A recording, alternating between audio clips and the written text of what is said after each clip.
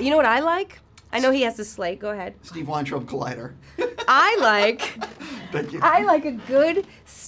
You know who has the best guest chairs in all of Hollywood? I don't. Jimmy Kimmel.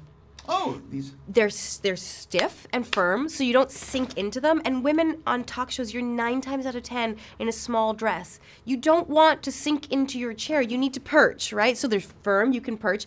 And the backrest, they're close enough to the ground that you can actually reach the ground, but not so close that it brings your knees up so everyone can see your crotch. And the back, you can actually lean on it because it's not 10 miles behind you. It's like really close. Have you told Jimmy this? I told my publicist to tell his people because I actually just did his show the other night, and I went away and I was like, you need to get the message to that whoever. Jimmy doesn't choose his couches. Sure, of course. Like, get the message to whoever chose those couches that I am forever in their debt. Right. Also, he serves alcohol backstage. Yeah, he does. That's a good thing too. Right, exactly. Although I decided to abstain this time, and for the first time ever, didn't make an ass of myself on his show. So I think I should not drink alcohol before I go on live television. You're saying there's a correlation between the alcohol and, Most definitely. Right. Well, listen, I've learned a lot, and I'm out. And we're out of time. Right. Exactly. You'd be surprised. One of the things I love is that this is the first Marvel movie that has the female character in the title. Yeah. It's a really big deal, and it's about effing time. Thank you. What does it mean to you to be that character? It means everything, and it means that I am honored and humbled and also slightly terrified. This moment, I just find it so fascinating.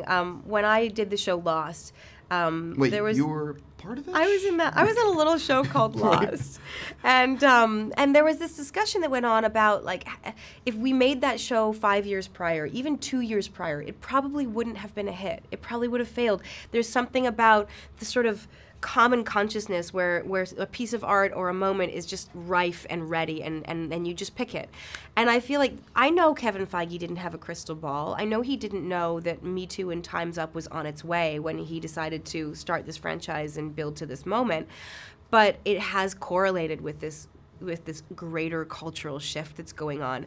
And so I'm so proud to be in this moment and to be taking this mantle and being at the helm of the MCU's move towards acknowledging, recognizing, and utilizing women more. Completely. I'm already out of time, but I'm going to sneak in another question because we did the whole Jimmy Kimmel thing.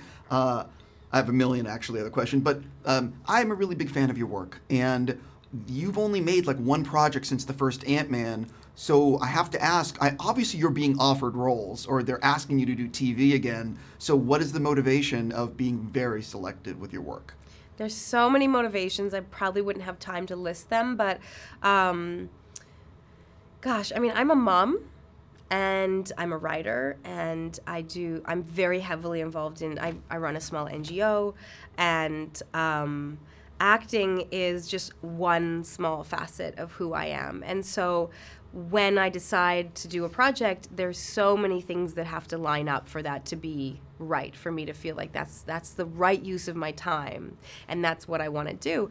And the amount of things that have to line up, it's kind of, it's like, the director and the story and the co-stars and where it shoots and how long I'll be away from my family, or can I bring my family, and the character, and there's so many facets that a lot of the times it just doesn't all fall into place, and I usually end up prioritizing something over taking a movie.